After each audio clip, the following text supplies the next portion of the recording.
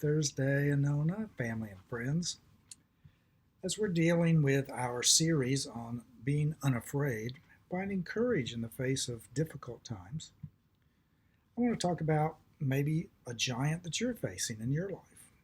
And our giants could be any of those kinds of things that cause us to wonder if we can do it, to have greater fear about something than we should. It could be about finances, it could be crime, and it could be about people that are different than us that we're afraid of and we're not sure why, or it could be a number of other things, our health or whatever.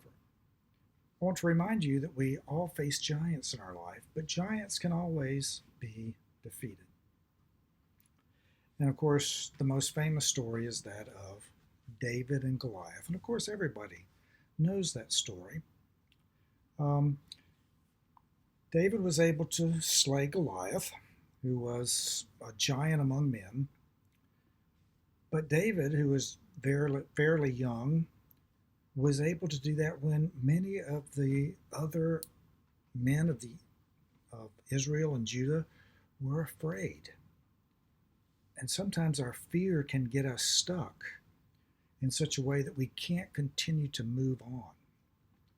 This story reminds us that not only should we be turning to God for help, but a lot of times fear requires us to do something.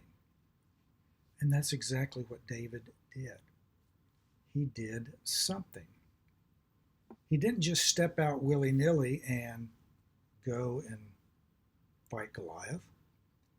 He obviously had a plan, and there's a part of the scripture that I think is very important for us to remember here about what David did. And it's in 1 Samuel 17. Saul has dressed him up in his armor, and this armor is really much too much for David. And so he takes it off, and he says, I can't do this. I'm not used to this. So he took them off, and starting with verse 40, he then grabbed his staff and chose 5 smooth stones from the stream bed. He put them in the pocket of his shepherd's bag, and with sling in hand, went out to the Philistine. He had 5 smooth stones. Now we remember that he slung the stone and he killed Goliath with the first one. As we face our fears, as we begin moving forward, not to just put all our eggs in one basket, but to also think about what are some other steps. Maybe there are several steps along the way. For instance, David may have thought, well, if I can't do much with the first one, then maybe the second or third will do the trick. And sometimes we have to be that way in our relationship with our giants. We first have to continue to pray, but step out in faith. And we also have to have a plan.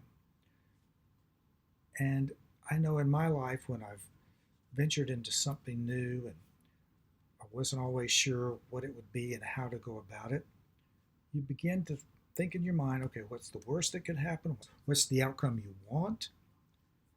And what steps are you going to go to reach that? And as we think about the fears we have, as we think about trying to be unafraid, how can we have a faith of David in which we continue to have a relationship with God, but we also continue to step out in faith? We can't just say, God, you take care of all my problems. Because God expects us to listen, to understand, but to also move in faith.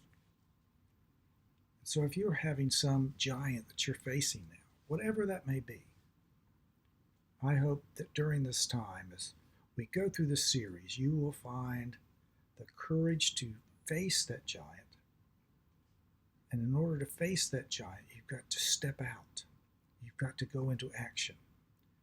Because if you don't go into action, that fear can just swallow you whole and cause you not to be able to do anything. So, blessings as you go throughout this week, as you begin to face your giant in your life. Hope you have a good weekend. Hope to see you in church on Sunday.